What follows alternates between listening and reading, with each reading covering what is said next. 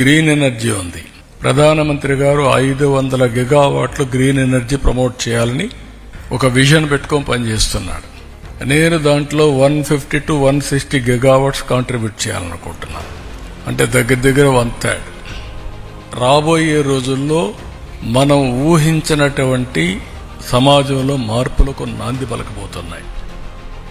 Environmental balance, health మీద impact, society మీద చాలా. ఎందుకంటే భారతదేశం ఈరోజు మళ్ళీ చెప్తున్నా, నాకేమాత్రం అనుమానం లేదు, 2047 భారతదేశం నెంబర్ 1 ఆర్ నెంబర్ 2గా ఉండాలి.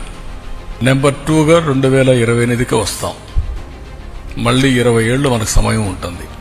1 or 2 రిఫార్మ్స్ తర్వాత, టెక్నాలజీ ఫస్ట్ మూవర్ అడ్వాంటేజ్ తీసుకున్న తర్వాత, ఈరోజు టెక్నాలజీ ఏ స్టేజ్కి వెళ్ళిపోయామంటే any decision any time right decision 90% తీసుకుని ఎకో సిస్టమ్ క్రియేట్ అయిపోయింది.